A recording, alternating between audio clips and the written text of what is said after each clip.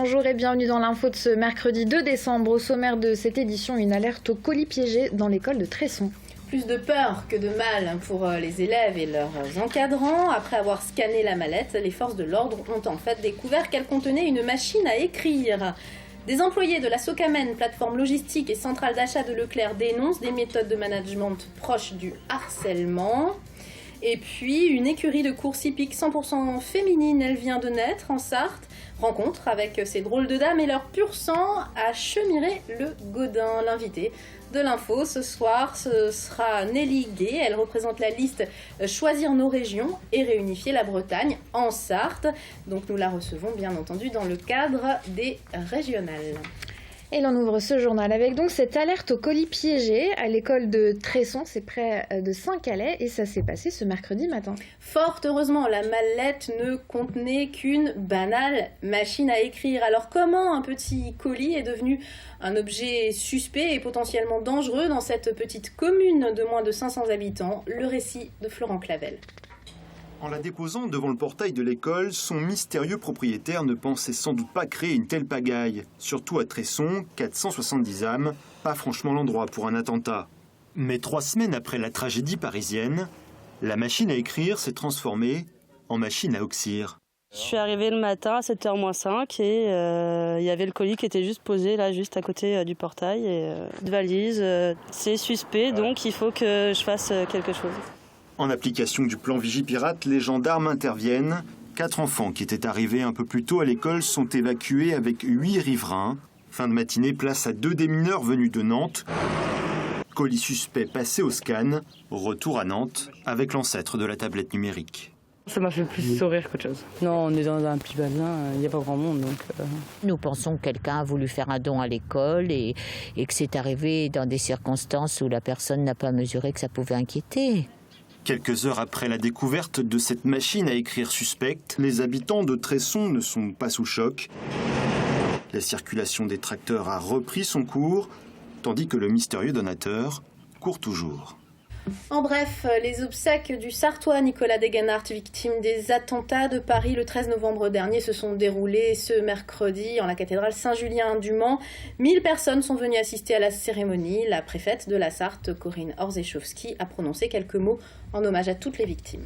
Dans le reste de l'actualité, au chapitre fait divers, l'abbé Max Guibert demandait ce mercredi, encore une fois, sa mise en liberté devant la cour d'appel d'Angers. Une demande qui a été rejetée cet après-midi pour l'ancien prêtre de Bonnétable et de Mamers.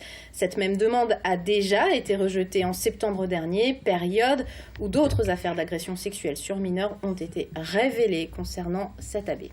Une cinquantaine de salariés de la plateforme logistique Socamen étaient en grève aujourd'hui.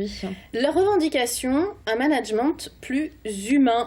La CGT, elle, dénonce des cadences infernales imposées aux salariés. Le reportage. Cette entreprise, sa direction, certains cadres zélés pratiquent une pression managériale telle que ça génère de la souffrance de la part des salariés.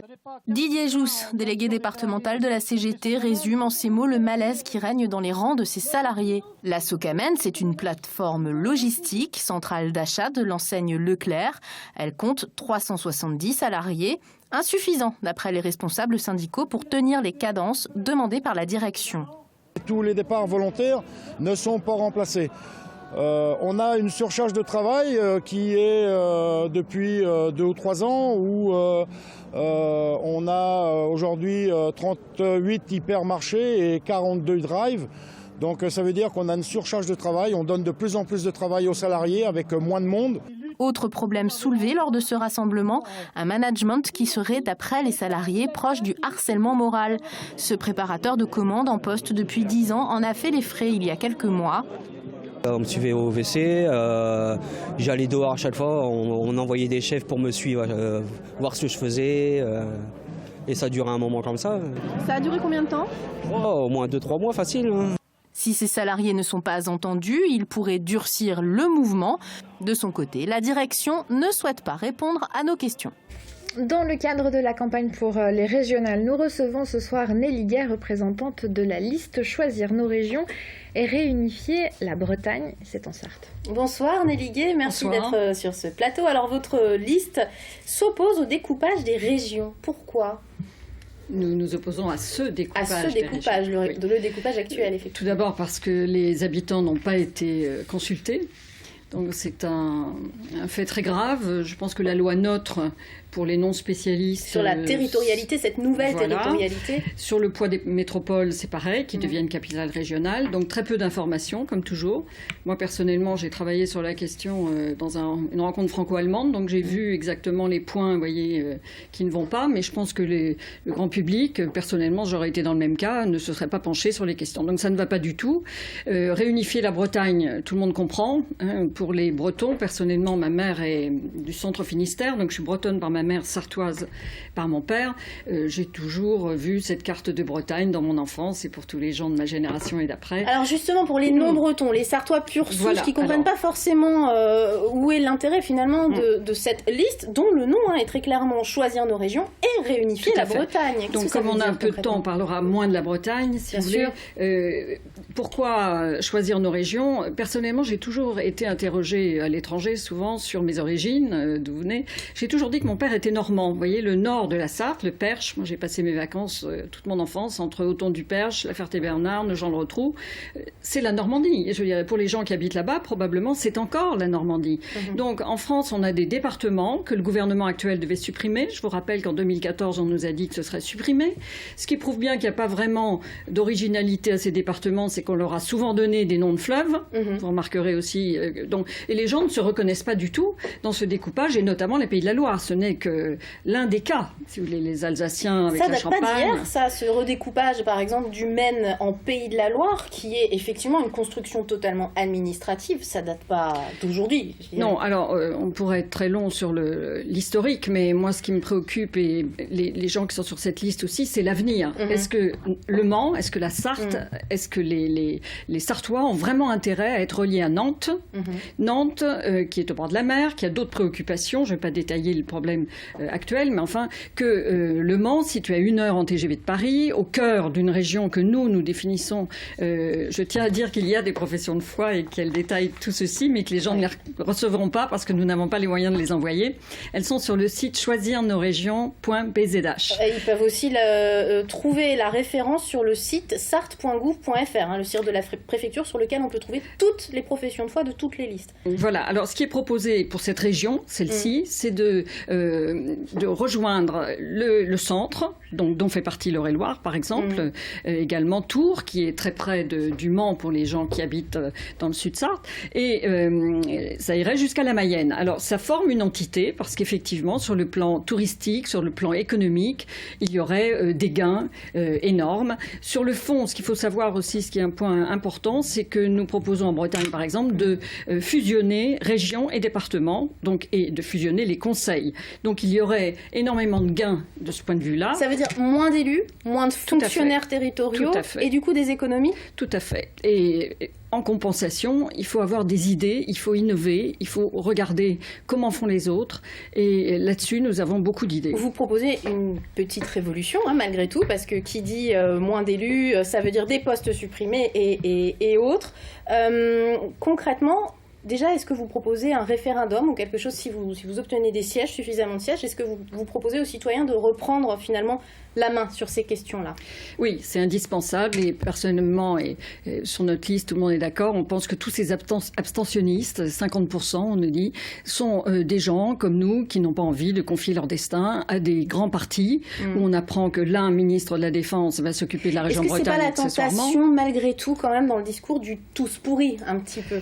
Oui, mais à la différence de Mme Le Pen, on ne propose pas le retour au passé et au tout État. Il ne s'agit pas d'avoir plus d'État, il s'agit d'avoir moins d'État. Donc ce qui est proposé ici, c'est de reprendre, comme vous dites, le pouvoir au niveau du pouvoir local, et de faire beaucoup mieux que ce que fait la France actuellement. Nelly Guay, je rappelle que vous représentez la liste Choisir nos régions et réunifier la Bretagne, donc en Sarthe, et qu'on peut trouver votre profession de foi, notamment sur votre site internet et sur celui de la préfecture sarthe.gouv.fr, comme toutes les autres professions de foi. Merci. On s'intéresse à présent à la première écurie de course hippique 100% féminine qui est sartoise. À Chemiret-le-Godin, 24 copines ont fait le pari fou de créer leur propre écurie, parmi elles des passionnés de l'équitation et de la course, mais aussi des novices. Elles se retrouvent autour d'Étendard, un pur sang de 4 ans. Bérénice Angot a enfilé ses bottes pour aller à leur rencontre ce matin. Elles ont toutes les yeux rivés sur Étendard. Et pour cause. C'est le cheval qu'on vient d'acquérir. Ça y est, c'est notre bébé. Un bébé d'environ 480 kilos, acheté il y a 2 semaines. L'idée est venue en famille au mois d'avril. On voyait les hommes qui nous entouraient vibrer autour de chevaux de course et on a eu envie de se lancer, de vivre ces moments sportifs autour du cheval. Et on s'est dit aussi que c'était peut-être une occasion de faire découvrir le monde des courses à d'autres femmes. Et elles sont 24 à s'être lancées dans ce projet. De 26 à 67 ans, novices ou expertes, elles ont l'intention de conquérir le monde hippique, un cercle souvent fermé aux femmes. Il y a beaucoup de femmes, mais qui sont plus dans l'ombre, et dès qu'on touche plus aux professionnels, on voit plus d'hommes. Et c'est vrai que c'est un milieu un peu macho. Et l'idée était de faire un petit pied de nez à tout ça et de créer quelque chose d'élégant, d'où notre nom, les élégantes. Leur touche de féminité est loin d'être une faille. Au contraire, elles vont en faire une force.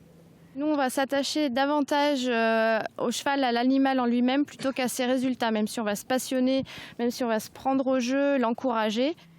Et pour le faire progresser, Étendard peut compter sur Armand. Ce jeune entraîneur sartois est venu le chercher à Deauville. Et ce pur sang cache plus d'un tour dans son sabot. L'hiver, en fait, pour les courses de chevaux, c'est assez particulier parce qu'on court sur des pistes en sable fibré. Donc c'est pas sur de l'herbe, donc il faut des chevaux adeptes de ça. Et Étendard l'est. C'est vraiment d'avoir un cheval qui soit régulier, qui court rapidement. Donc au vu de son travail, j'ai pas trop d'inquiétude. Et les résultats ne devraient pas tarder. Étendard est attendu sur les courses à Pornichet dans 2 semaines. Il sera sans aucun doute le chouchou de ces dames. Allez, on termine avec un mot de basket avec le MSB qui doit impérativement gagner ce soir sur le parquet de l'Alba Berlin en 8e journée d'Eurocup. Si les basketteurs manceaux veulent se qualifier pour le LAS 32 en Coupe de l'Euro, il vaudrait mieux qu'ils gagnent ce match. Sinon, les chances d'accéder au Sésame vont s'amoindrir pour eux. Rendez-vous ce soir sur LMTV puisque nous retransmettons cette rencontre en direct dès 19h50. Et le coup d'envoi, ce sera à partir de 20h. Fin de ce journal. Dans un instant, la météo, une page de publicité et on retrouve l'actu vue par les médias.